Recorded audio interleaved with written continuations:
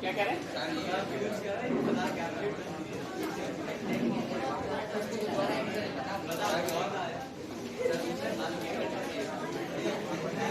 बता दो अच्छे लगेगी।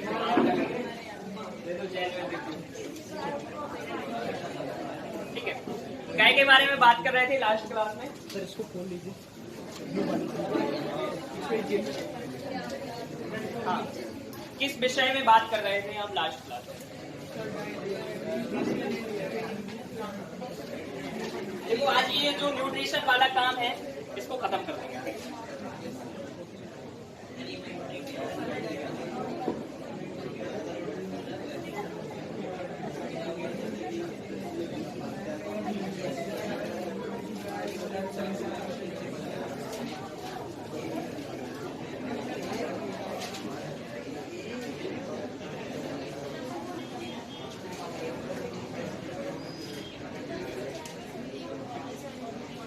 Okay, so the process of nutrition will start from the कहाँ से स्टार्ट होगी?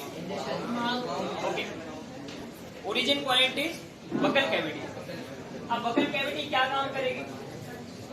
What is the functioning of buccal cavity in the process of digestion? What are the organs participating in this process?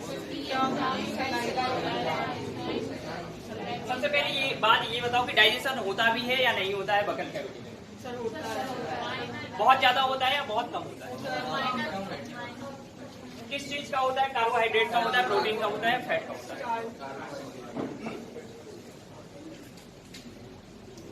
Vitamin का digestion होता है क्या अपनी body में?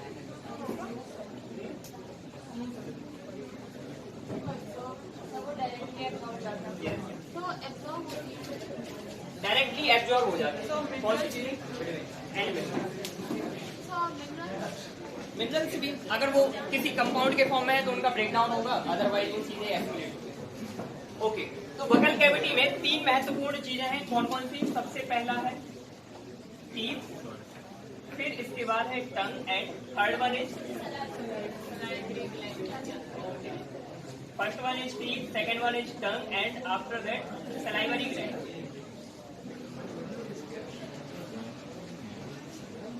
So what are the functions of these three?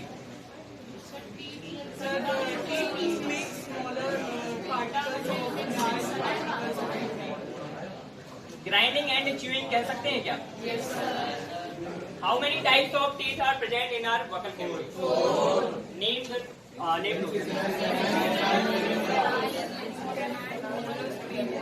What is the dental formula?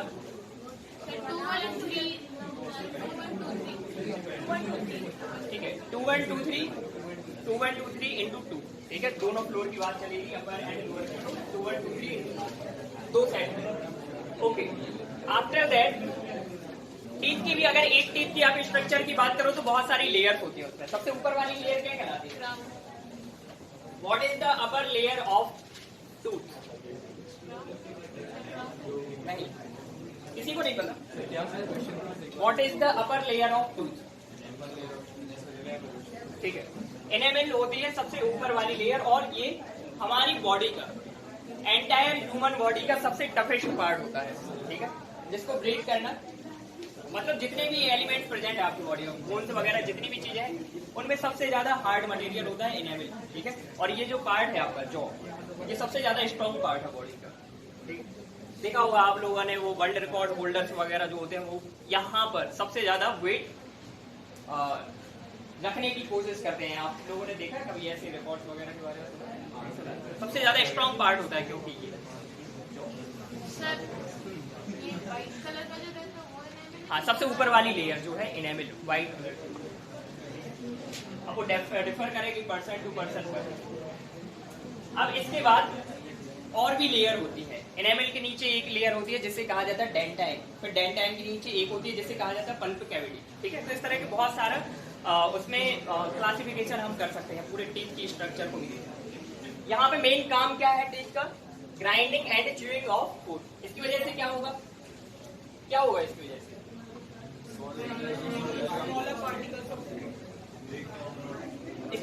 Particles में ये convert कर देगा फूड को। फिर इसके बाद टंग का काम क्या है?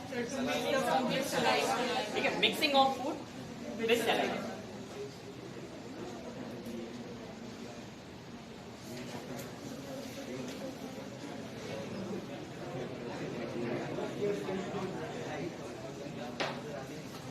अगर आप लोग को पता ना हो तो कहीं पे स्टार पॉइंट में लिख सकते हो एनेमल के बारे में। ठीक है,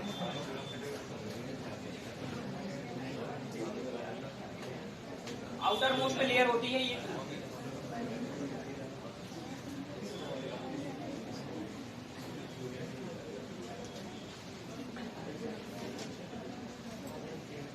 फिर इसके बाद सलाइवरी ग्लैंड्स का क्या काम है? How many salivary glands are present?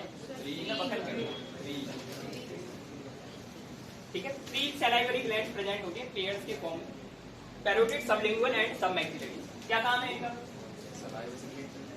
Saliva में क्या होता है?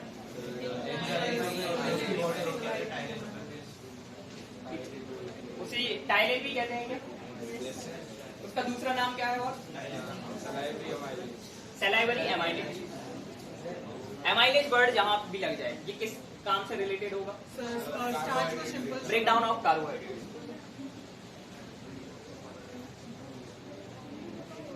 इसका पीएच क्या होता है सलाइवा का? ये स्लाइटली एसिडिक होती है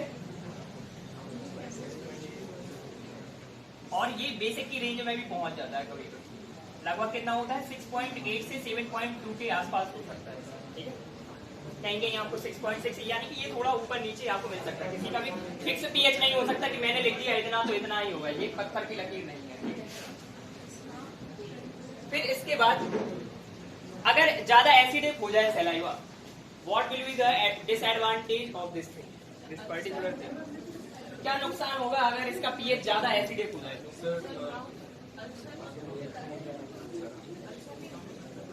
अल्सर कहाँ होता है? स्टमक। क्या?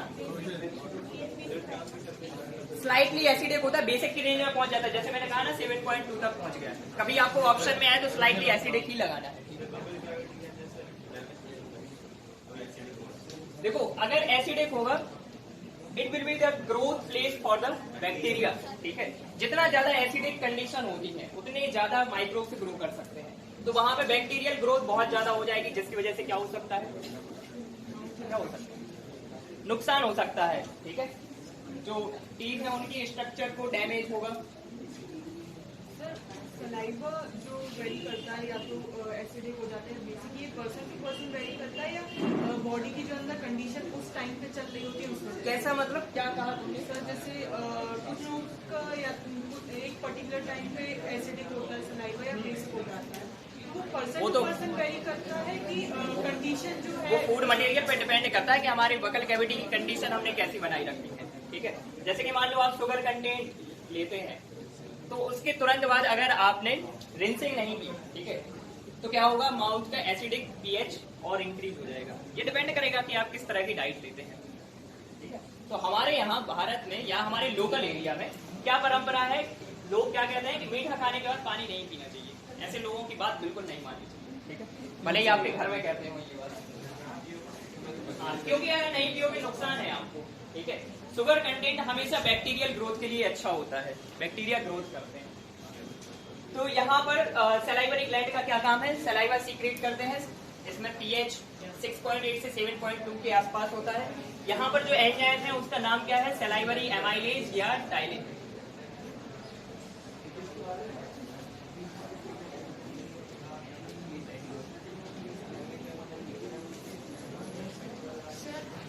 तीनों सलाइवरी ग्लैंड्स यही सीक्रेट। हाँ, मतलब ये एंजाइम का कंटेंट बता रहे हैं। वहां पे मोस्टली उसमें वाटर होता है, सॉल्ट होते हैं और ये एंजाइम होते हैं।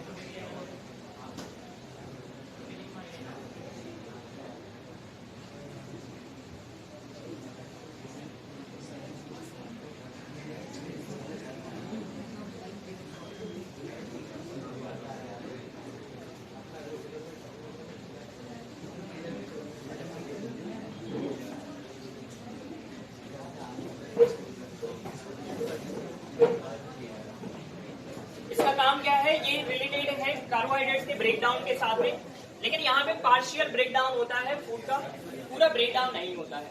What we can say that buccal cavity is the destination of carbohydrate digestion but only in partial amount.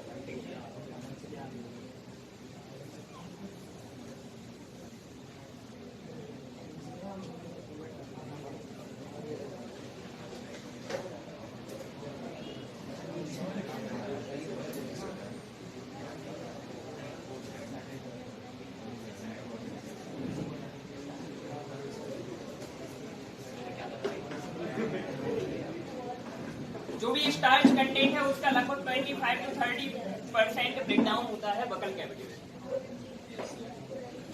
Starch अगर ब्रेक होगा तो क्या देगा? सबसे पहले यहाँ पे क्या फॉर्म होगा? डाइसैकेराइड होता है, माल्टोज फॉर्म होता है. ठीक है, अगर आप लिखना चाहें तो लिख सकते हैं.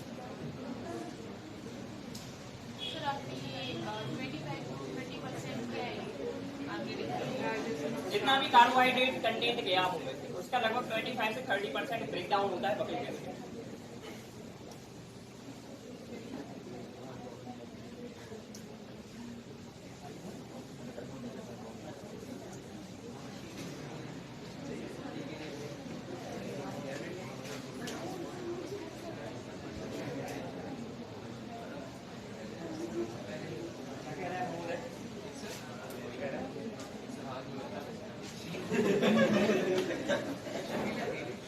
हमें कुछ हेयर बैंड सुनाई दिया.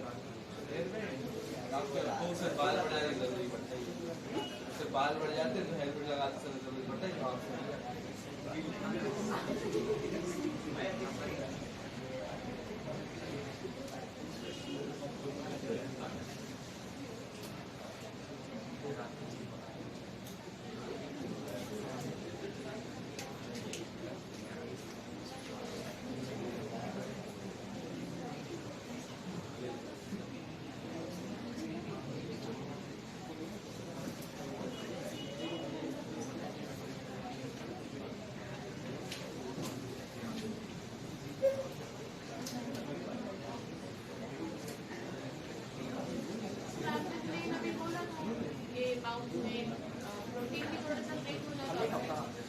हमने कहा क्या प्रोटीन का ब्रेकडाउन होता है? स्टार्टिंग में तो बोला था. बताओ कोई भी एक गवाह है जो कह दे कि मैंने बकल कैविटी में कहा हो कि प्रोटीन का ब्रेकडाउन होता है.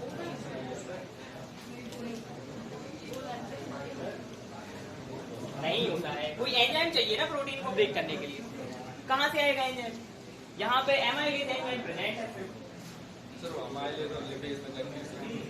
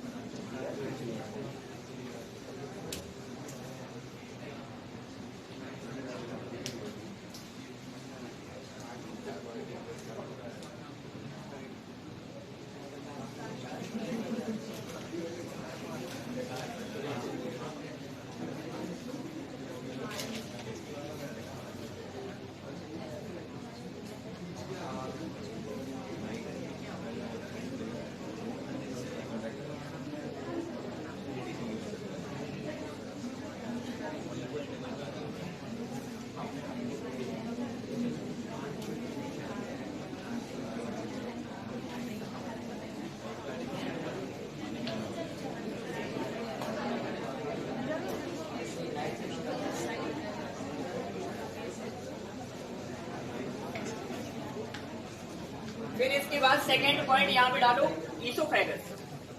सर सलाइवरी ग्लैंड के पॉइंट नहीं रखेंगे कि वो फूड को वेट करता है. हाँ वो तो करता ही ऑब्वियसली करता है. आप कहीं ऐड करना चाहें तो कर सकते हैं.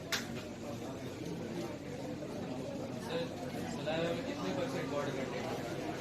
लगभग 90 to 95% और ज्यादा.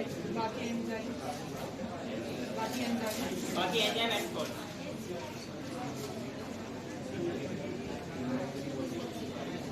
ओके, तो आपको ईसोफेगस में क्या पॉइंट ऐड करना है? यहाँ पे किसी भी तरह का डाइजेशन नहीं होता है, लेकिन बकल कैविटी से स्टमक तक फूड को पहुंचाने के लिए एक मीडिएटर का काम करता है. ठीक है. यहाँ पे स्पेशल मूवमेंट होती है मसल के कॉन्ट्रैक्शन एंड रिलैक्सेशन की वजह से, जिन्हें क्या कहा जाता है, पेरिस्टाल्टिक मूवमेंट कहा जाता है। ठीक है, तो आप इसे ऐड कर सकते हैं। There is no digestion takes place in the oesophagus. क्या हो गया, क्या कह रहे हो, समस्या? देखो, no digestion takes place in oesophagus.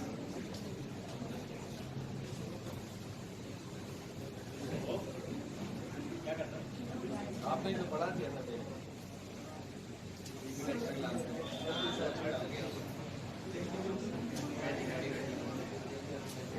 no digestion takes place in esophagus, but the movement of food,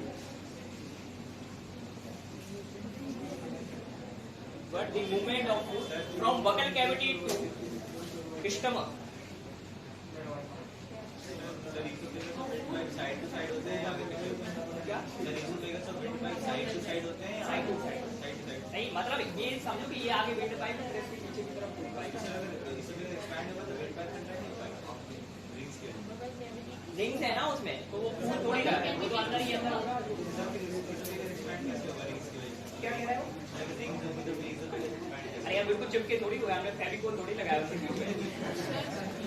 ठीक है, उनके बीच में गैप है। ठीक है, ऐसा नहीं कह रहा है उनके बिल्कुल चिपके हुए हैं, दोनों अलग ही लेयर से बनी हुई स्ट्रक्चर्स है, दोनों के बीच में थोड़ा गैप है जितना वो एक्सपांड कर सकता है। अब इतना भी थोड़ी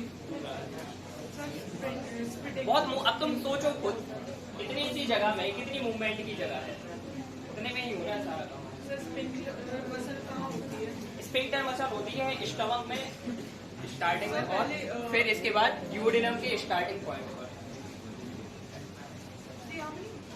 यहाँ पे स्फिंक्टर मसल का क्या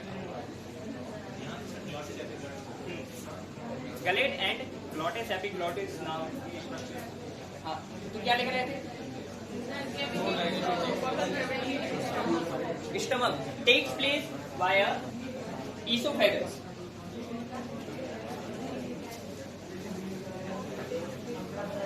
Takes place via esophagus, and this movement is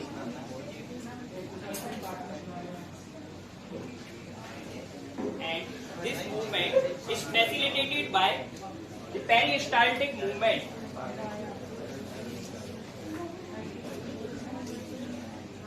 And this movement is Facilitated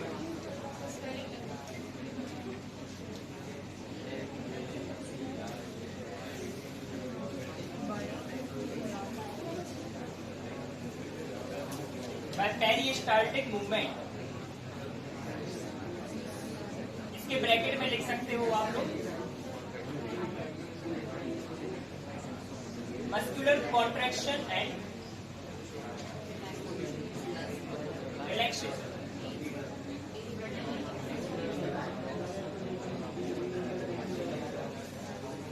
so ये facilitated और peristaltic आप explain कीजिए. फैसिलिटेटेड का मतलब होता है जो बढ़ाता है, उसका हमको करता है पार्ट लेना है. ठीक है, तो इसोफेगस पेरिस्टाल्टिक मूवमेंट करवाता है. ठीक है, पेरिस्टाल्टिक मूवमेंट क्या है? ठीक है, देखो जैसे ये इसोफेगस है. ठीक है, अब फूड गया, जैसे मान लो यहाँ पर कोई फूड पार्टिकल. ठीक है, अब इसको नीचे की तरफ जाना है, तो अगर हमें इसे नीचे की तरफ भेजना है तो क्या करना पड़ेगा? ऊपर से पुश कर सकते हैं ना. तो जब यहाँ से पुशिंग फोर्स लगेगा तो ये नीचे की तरफ जाएगा, और जब ये नीचे की तरफ थोड़ा जाएगा तो यहाँ पे ये एक्सपांड हो जाएगा. अब ये यहाँ पे पहुंच गया तो इसको फिर से पुश करना पड़ेगा, तो यहाँ से फिर ये फोर्स लगेगा.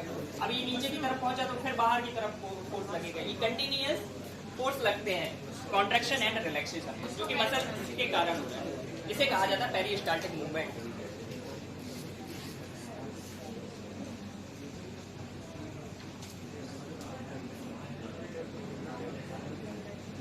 इसोफेगस की साइज अगर पता ना हो तो वो भी मेंशन कर सकते हो, लगभग 25 सेंटीमीटर के आसपास होती है.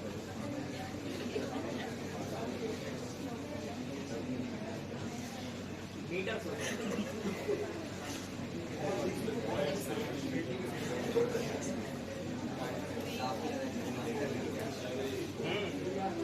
तो बड़ी देर चला.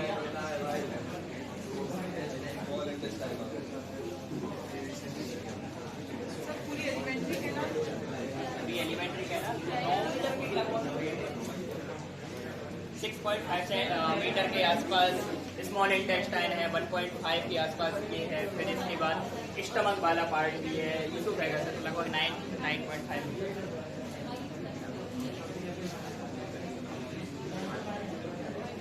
ये मिटा दें। आप बताओ स्टमक में क्या काम होगा?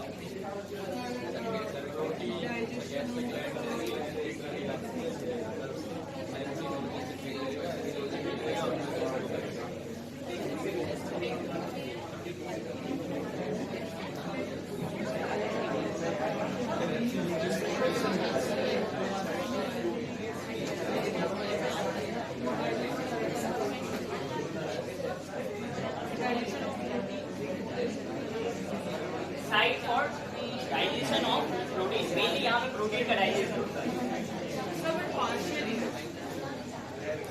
हाँ, मतलब बहुत ज्यादा हद तक हो जाता है, पार्शियली भी नहीं कह सकती एकदम से। जितना रिमेनिंग जो बचेगा वो फिर आगे की तरफ जाएगा। अदरवाइज जो मोस्टली पोर्शन होता है वो यहाँ पे डाइजेस्ट होता है। फिर इसके बाद हेडिंग डाल सकते हो थर्ड पॉइंट में, सेकंड पे था ईसोफेगस, इसमें लिख सकते हो digestion in stomach.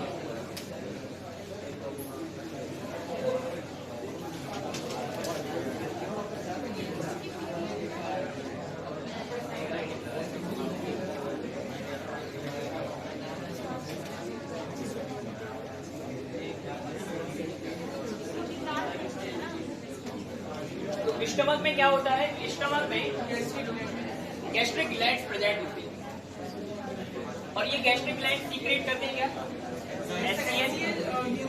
Mucus and enzyme.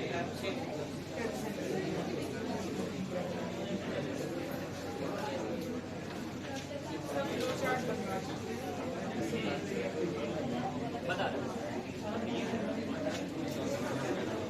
कुछ चीजें हैं जो फ्लो चार्ट में नहीं आ पाएंगे, पहले बता क्या?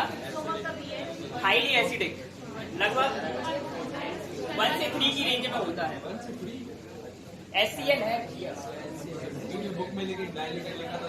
डाइल्यूटेड हमारी बॉडी की जो वॉल है, स्टमक की वॉल, वो स्पेशल इसलिए बची रहती है उस एसिडिक रेंज। इतना डाइल्यूट नहीं होता है, देखना कहीं पे वो स्टैंडर्ड 1 से 3 तक की रेंज होती है। तो गैस्ट्रिक ग्लैंड्स प्रेजेंट होती हैं कहाँ पर? स्टमक में। अब ये सीक्रेट करते हैं 3 तरह की चीजें। अब इसमें भी अलग अलग तरह की सेल्स होती हैं, ठीक है। तो सबसे पहली और इम्पोर्टेंट चीज जिसे हम क्या कह देते हैं? Gastric juice. ये मिलके बना होता है 3 चीजों से, HCl, फिर इसके बाद एंजाइम जिसे क्या कहा जाता है? इसका एक्टिव फॉर्म है पेप्सिन, इसका इनएक्टिव फॉर्म होता है पेप्सिनोजन, ठीक है। सबसे पहले ये इसी फॉर्म में सीक्रेट होता है। यहाँ पे सिर्फ और पेप्सिन एंजाइम नहीं होता है। हाँ। जब प्रोटीन ब्रेक होता है तब उसकी यूनिट्स होती है। देखो, तो यहाँ पर एंजाइम है पेप्सिनोजन और एक एंजाइम होता है जिसे क्या कहा जाता है? प्रोरेनिन। ये सुना है? एलिमेंट्स में होता है, इन्फेंट्स में होता है, इन्फेंट्स बच्चों में होता है। हाँ, जो बच्चे होते हैं उनमें, और जनरली मिल्क को ब्रेक करने के लिए रेनिन एंजाइम प्रेजेंट होता है, ठीक है। क्योंकि मिल्क की जो प्रोटीन होती है वो हैवी प्रोटीन है, उसको ब्रेक करने के लिए स्पेशल एंजाइम की जरूरत होती है और वो एंजाइम होता है रेनिन, ठीक है। यहाँ पे लिख सकते हो उसको,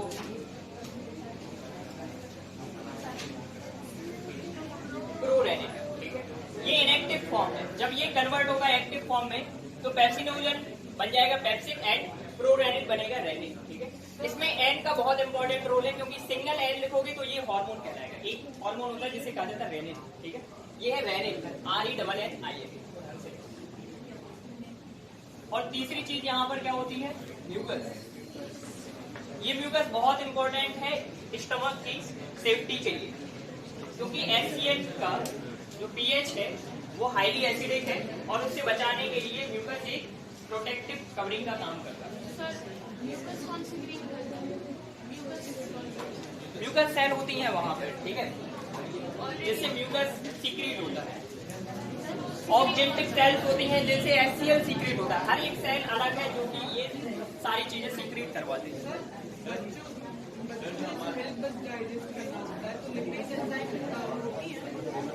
मिल्क में अकेला प्रोटीन थोड़ी है, फैट भी तो होती है। मिल्क प्योर प्रोटीन डाइट थोड़ी है।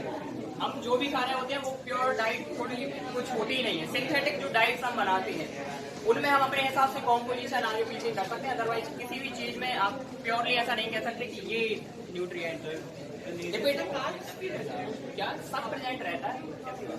सर वो स्टोमक के अंदर वाली लेयर को म्यूकस कहते हैं या पूरी थिक लेयर को? नहीं, अंदर वाली एक लेयर है सबसे ऊपर। मतलब सबसे ऊपर कहने का मतलब क्या, जो सैक लाइक स्ट्रक्चर है उसमें अंदर वाली जो सबसे पहली लेयर है वो म्यूकस, फिर इसके बाद अलग अलग लेयर।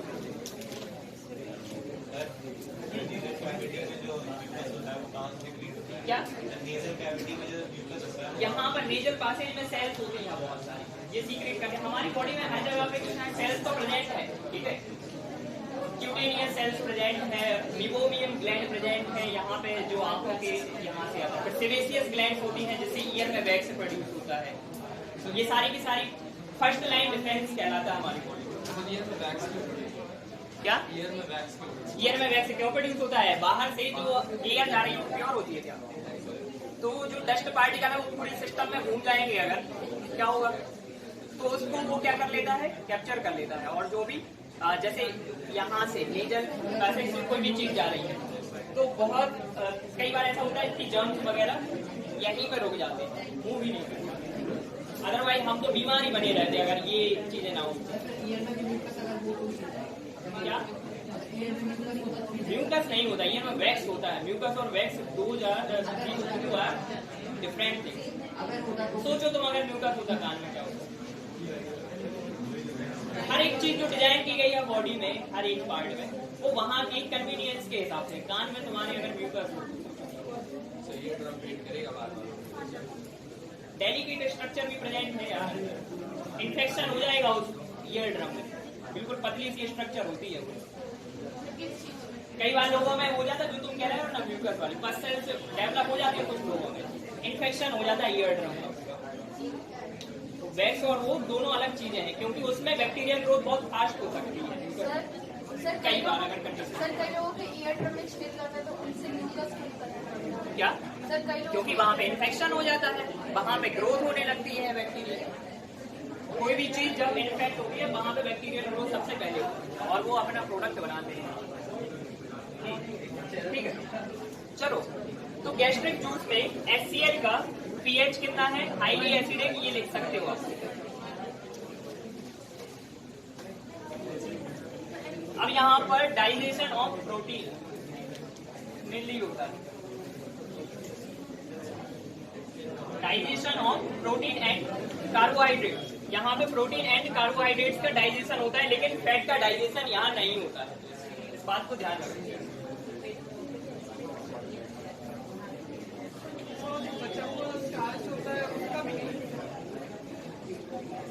जो भी चीजें यहाँ से बच जाएंगी वो स्टमक का स्मॉल इंटेस्टाइन हाँ, वो मॉल्टोज पूरा ब्रेक डाउन थोड़ी हुआ है। मॉल्टोज को ग्लूकोज के फॉर्म में ब्रेक करना पड़ेगा, वो यहाँ पे आके ब्रेक होगा। अरे यही तो एंजाइम चल रहे हैं। देखो पेप्सिनोजन कुछ अमाउंट में स्टमक सीक्रेट करती है एमाइलेज एंजाइम, ठीक है, तो उससे ब्रेक होता है। डाइसैकेराइड शुगर है।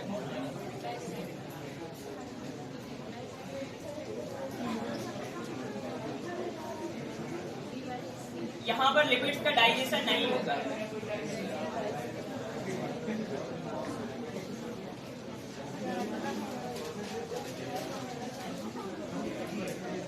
तो इसके डाइजेशन के लिए सबसे महत्वपूर्ण चीज क्या होगी?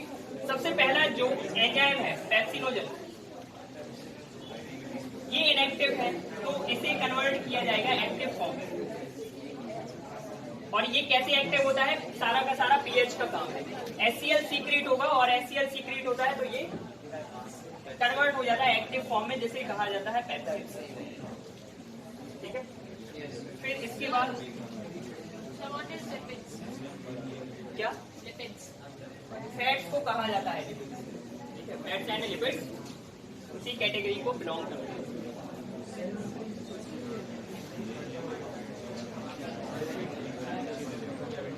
ठीक है, अब प्रोटीन्स पर एक्ट करता है पेप्सिन और इसे ब्रेक करता है फिर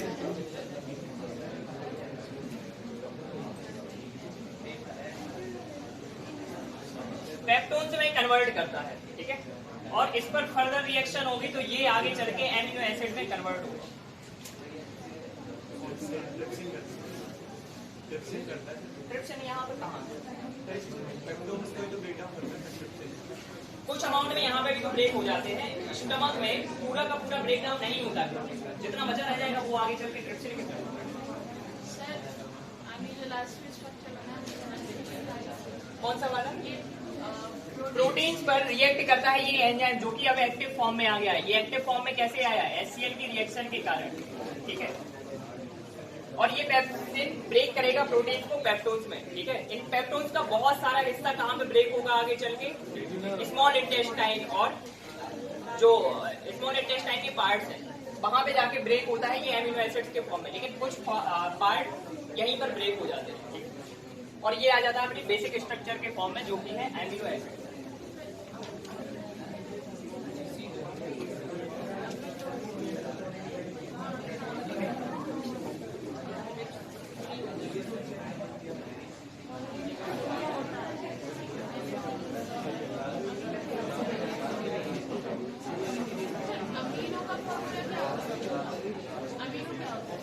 एमिनो क्या होता है?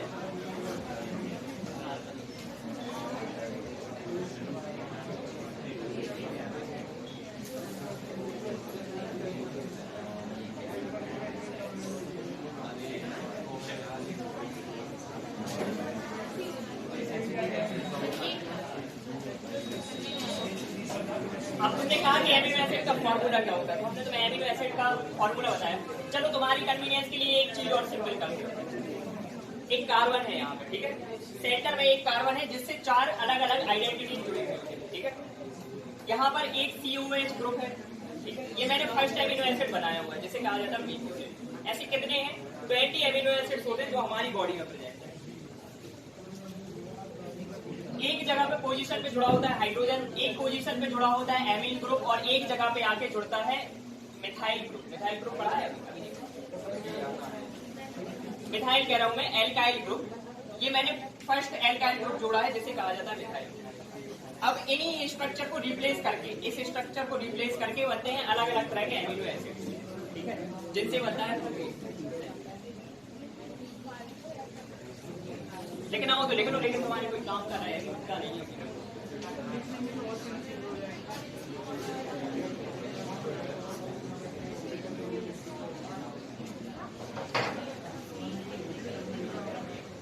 देखो यहाँ पे pH कैसा है? एसिडिक, और यहाँ पर 4 भी एसिडिक फॉर्म में है, इसलिए हम इसको एक स्पेशल नाम देते हैं काइन। ठीक है,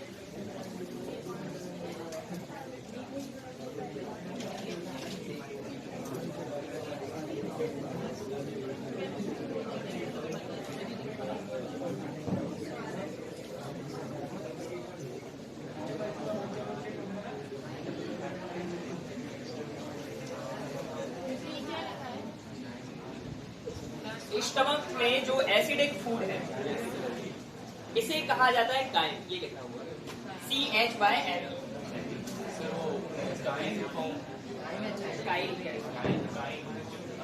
ठीक है, यहाँ पर ये म्यूकस का काम लिख लेना कि क्या काम है? Protect stomach wall.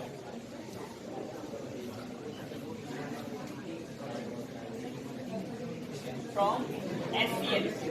ये HCl से प्रोटेक्ट करता है स्टमक वॉल को। अगर ये नहीं होगा तो क्या हो सकता है? बड़ी समस्या हो सकती है, अल्सर हो सकते हैं,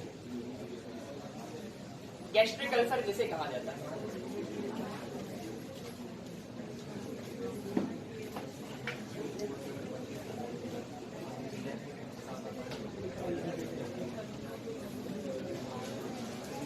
अच्छा, ये और देख लो, जैसे कि अगर ये प्रोरेनिन कन्वर्ट होगा रेनिन के फॉर्म में, तो ये किसको ब्रेक करता है? ये मिल्क प्रोटीन को ब्रेक करता है। ठीक है, रेनिन रिएक्ट करता है किसके साथ में, मिल्क प्रोटीन के साथ में, और उसे कन्वर्ट करता है कैल्शियम पैराकैसिनेट के फॉर्म में। ठीक है, ये आगे चल के कन्वर्ट होता है मिल्क प्रोटीन, जिसे क्या कहा जाता है, मिल्क में कौन सी प्रोटीन होती है,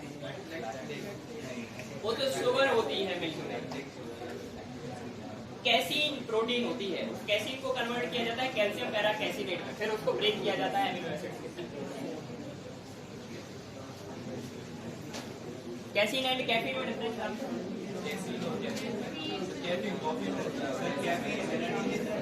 कैफीन एनर्जी देता है,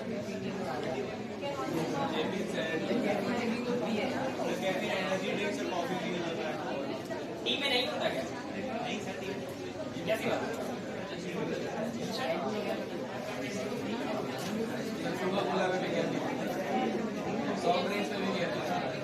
टी में भी होता है, टी में कम होता है, टी में कम हो जाएगा, कॉफी में ज्यादा होता है, लेकिन टी में भी प्रेजेंट है।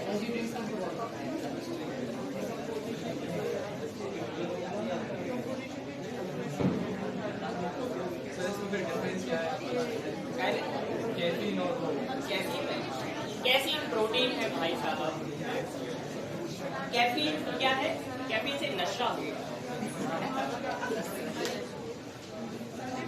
ये लोगों को चाय की आदत लगती है, वो एक्चुअली क्या है, वो एक एडिक्टिव है, इसी वजह से तो लोगों को लत लग जाती है। कुछ लोग कहते हैं कि हमें तो चाय चाहिए, क्यों चाहिए, उनको चाय नहीं चाहिए, उनको वो कैफीन चाहिए उसका। वो कैफीन क्या है, जैसे कि टोबैको में क्या होता है, निकोटीन होता है, वैसे ही इसमें कैफीन है। सर वो हार्मफुल है बॉडी, बिल्कुल होता है, ज्यादा अमाउंट है वो हार्मफुल है। क्या क्या करेगा, लॉस ऑफ एपेटाइट, इसलिए चाय और कॉफी पीने वालों को भूख नहीं लगती है। क्या कॉफी में थोड़ा ज्यादा होता है।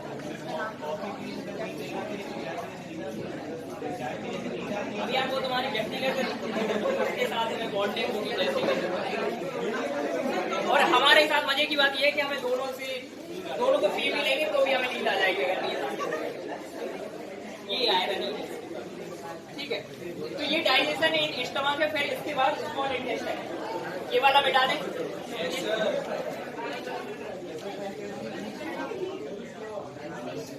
क्या कर रहा है, क्या देख रहे हो, कोई आ रहा है? हाँ सर, छोटे छोटे बच्चे आ रहे हैं। अरे हमें लगा आ रहे हैं, बैठ रहे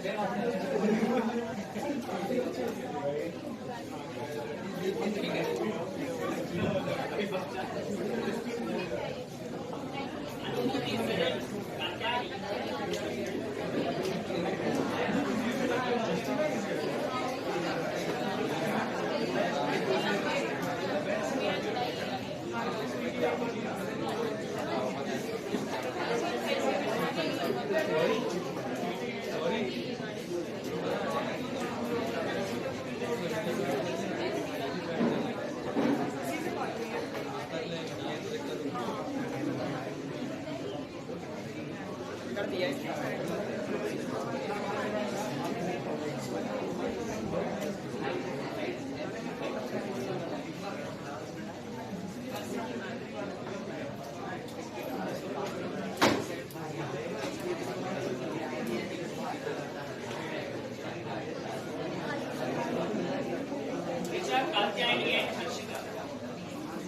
क्या नहीं है बेटा?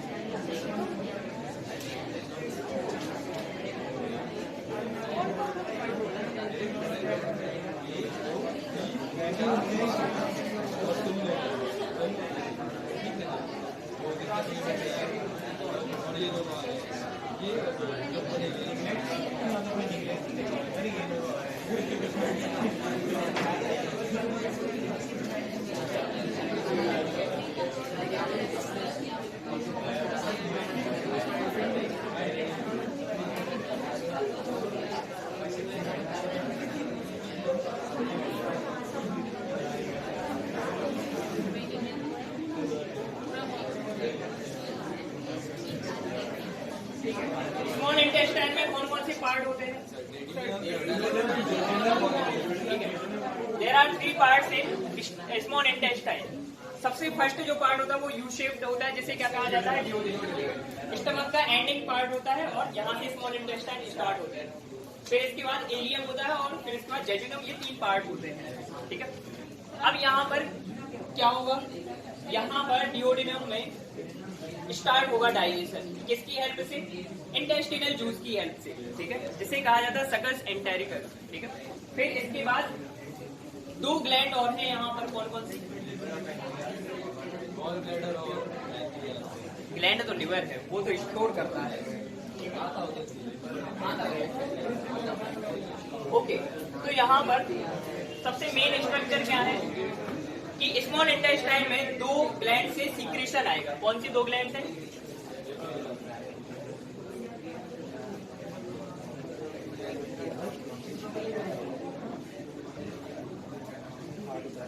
अच्छा एससीएल के काम तो बता दो यार, एससीएल के काम बताए नहीं, क्या क्या काम होते हैं।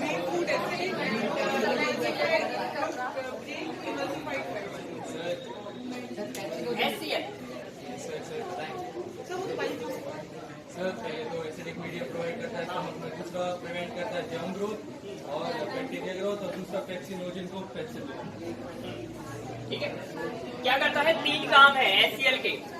एसिडिक मीडियम प्रोवाइड कराता है स्टमक के लिए, फिर इसके बाद पेप्सिनोजन जो कि इनएक्टिव एंजाइम है उसे कन्वर्ट करता है पेप्सिन के फॉर्म में, और थर्ड सबसे इंपॉर्टेंट है कि जो भी फूड में जर्म्स वगैरह हो सकते हैं या सराउंडिंग में जो भी जर्म्स होंगे, बैक्टीरिया होंगे, उन सभी की ग्रोथ को चेक करता है, ठीक है, उसको।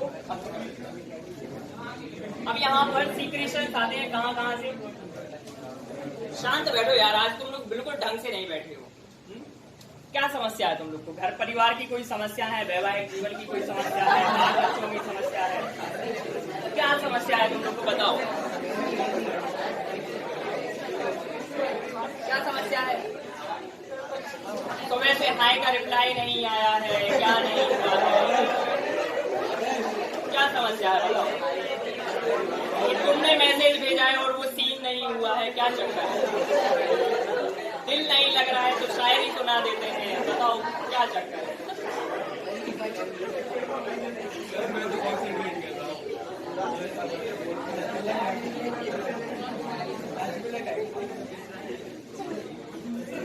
सबसे ज्यादा परेशान ये पीछे वाली जनता है।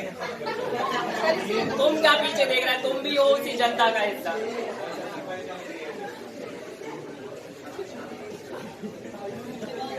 अपनी समस्याएं घर पे निपटा के आया करो भाई साहब, ठीक है। ये दुनिया तुम्हारी समस्याएं नहीं निपटाएगी।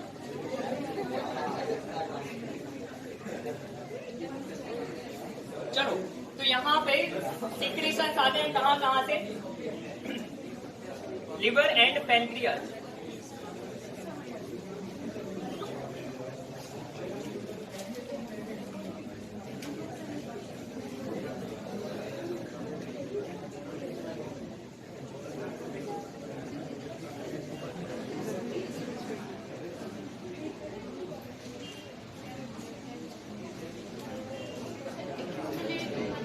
इकट्ठा होगा कहीं पे जाके जमा होगा। लिवर क्या सीक्रेट करता है, बाइल जूस सीक्रेट करता है। अरे गॉल ब्लैडर स्टोर करता है उसको, सीक्रेट होता है, गॉल ब्लैडर में आता है, फिर वहां से हेपेटिक पोर्टल से स्मॉल इंटेस्टाइन। ये बाइल जूस कैसा होता है, एल्कलाइन होता है।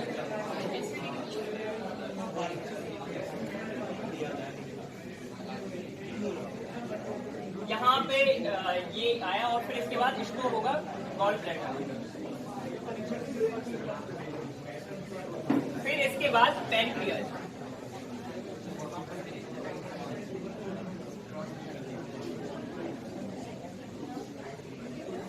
ये सीक्रेट करता है पैनक्रियाटिक, और इसका पीएच भी कैसा है, एल्कलाइन है या एसिडिक है।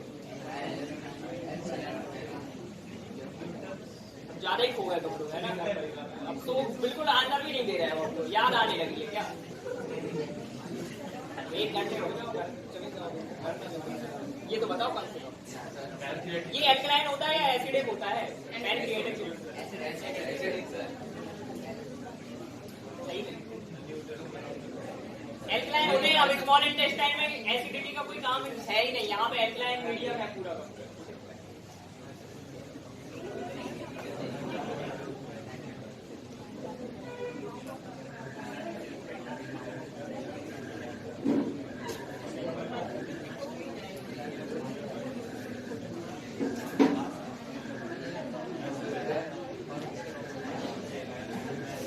और यहाँ पे इंटेस्टाइन से सीक्रेट होता है इंटेस्टिनल जूस।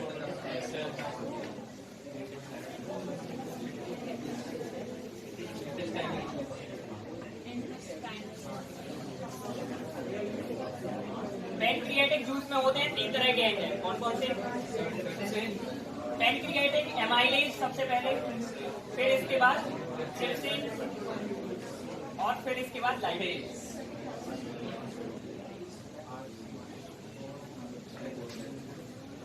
और ये जो बाइल जूस है इसका कलर कैसा होता है?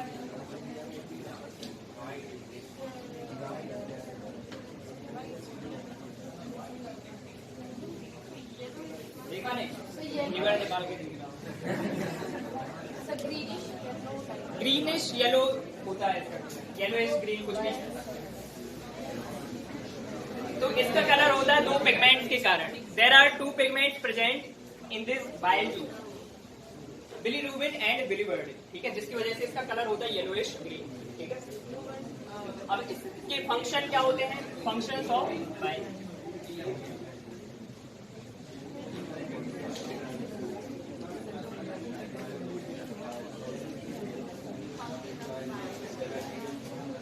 फंक्शंस बताओ बाइल जूस की क्या काम है? सर बेसिक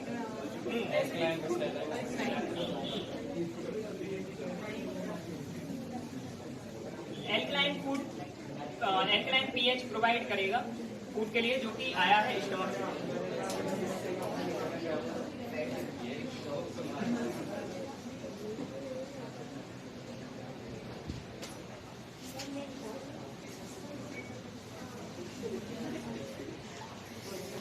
स्टमक में फूड लगभग कितने समय के लिए रहता है? 5 to 6 hours। इतने समय में क्या होता है? उस फूड की चर्निंग होती है। चर्निंग जानते हो? मंथन, समुद्र मंथन होता है ना, जैसे देखा है समुद्र मंथन, देखा है?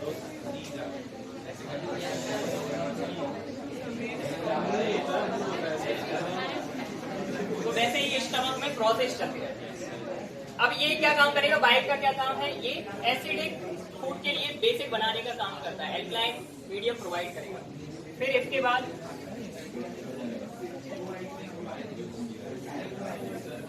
इमल्सिफिकेशन करता है। इमल्सिफिकेशन किस चीज का?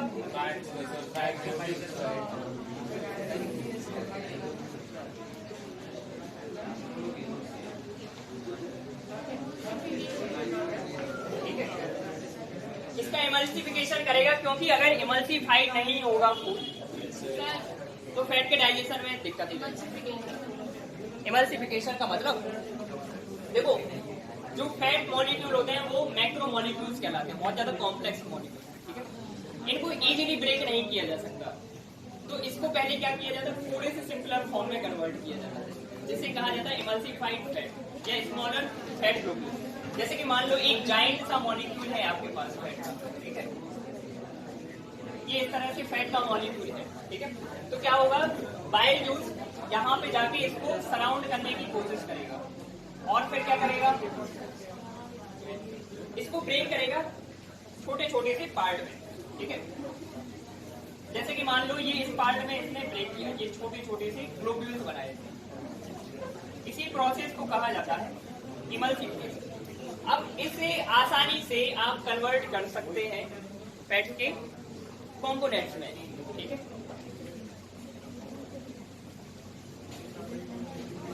क्या होते हैं फैट के कंपोनेंट्स?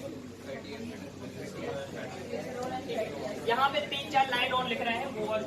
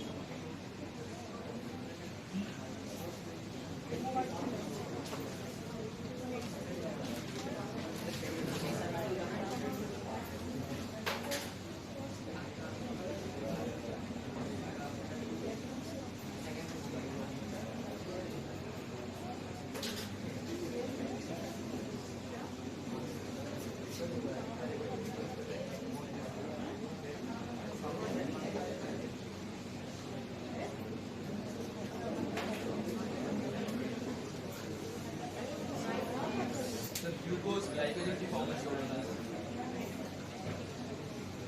लीवर में होता है एक नाम ये फैटी एसिड की बात आपने की। ग्लिसरॉल लिखा है, ये कंपोनेंट्स है फैट के।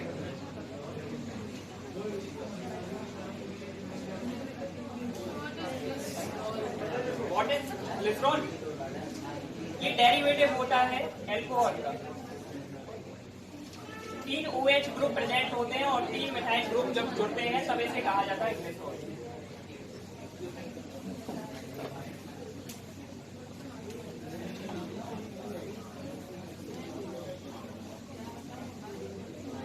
किसी का कोई प्रश्न है इस पूरे सेगमेंट से रिलेटेड? सर अपन ने पढ़ा बाइल जूस वो एल्कलाइन होता है और फूड होता है एसिडिक। सर दोनों सर बाइल जूस एल्कलाइन होता है बेसिक और एसिडिक होता है स्टमक का फूड। सर दोनों मिलेंगे तो ये न्यूट्रल कंडीशन नहीं होता है। कितनी चीजें हैं जो बेसिक कर रही है यहाँ पे? वहां पे कितनी चीज थी जो एसिडिटी प्रोवाइड कर रही है? यहाँ पे इंटेस्टिनल जूस जो है ये भी बेसिक होता है, पैनक्रियाटिक जूस भी बेसिक होता है, लिवर का बाइल जूस भी बेसिक होता है। जब 3 प्रबल शक्तियां एक के विरोध में रहेंगी क्या होगा? तो एसिडिटी को पहले न्यूट्रल तक लेके जाया जाएगा, फिर कहाँ जाएंगे ये बेसिक। सर इनो कैसे होता है? क्या इनो? तो क्या हुआ? वो सॉल्ट्स होते हैं, वो जाके रिएक्ट करते हैं। वो पूरी तरह से बेस भी नहीं होता क्योंकि आप बेस ले नहीं सकते। कभी उसकी कॉम्पोजिशन देखना, वो बेसिक सॉल्ट्स होते हैं, ठीक है। अंदर जाके रिएक्ट करेंगे और फिर रिएक्ट करेंगे। हाँ, वो तो फ्लेवर ऐड किए जाते हैं। तो सर उसमें तो एसिड थोड़ा सा आया। क्या सर अगर हमने लेमन और ऑरेंज का फ्लेवर ऐड किया तो एसिड भी होगा। अरे नहीं, फ्लेवर ऐड किए जाते हैं, एक्सट्रैक्टेड फ्लेवर्स है वो, ठीक है। बेसिसिटी ज्यादा है ना, कंपैरिजन वही तो चीज है कि हम जो प्रोवाइड कर रहे हैं उसकी बेसिसिटी वो ज्यादा प्रोवाइड करेगा, ठीक है। जितनी भी एसिडिटी है उसको न्यूट्रल कर देगा। देखना कभी उसके पीछे लिखी रहती है कॉम्पोजिशन, मेनली उसमें बेसिक सॉल्ट होते हैं, वो आगे चल के ब्रेक होते हैं, एसिड से रिएक्ट करते हैं, उसको न्यूट्रलाइज करते हैं।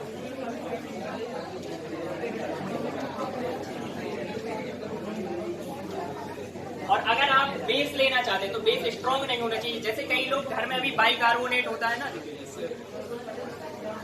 जो बेकिंग सोडा होता है, ठीक है, वो भी खा लेते हैं लोग, उससे भी ठीक हो जाता है। लेकिन वो वीक बेस है। बेस कैसा होना चाहिए? वीक होना चाहिए, स्ट्रॉन्ग बेस नहीं होना चाहिए। क्या? नींबू पानी तो खुद एसिडिक होता है, वो क्या एसिडिटी खत्म करेगा और बढ़ जाएगी। क्या इनो का पीएच लेवल, मतलब ये मान के चलो मिल्क ऑफ मैग्नीशिया एंड इनो लगभग एक ही कैटेगरी में आते हैं। 10 से 12 का होता है, 10 लगभग अप्रोक्सीमेट।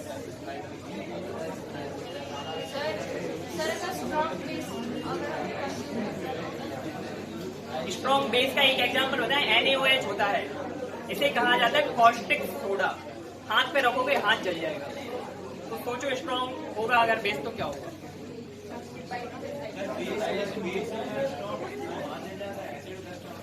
और क्या? दोनों ही अपने नेचर में स्ट्रॉन्ग कॉस्टिक सोडा होता है, कॉस्टिक पोटाश होता है, इन सभी से चल जाते हैं। चलो, और किसी का कोई क्वेश्चन? उनका क्या क्वेश्चन? उनकी कोई क्वेश्चन नहीं हो सकती, वो पीछे बैठ के बातें करवा।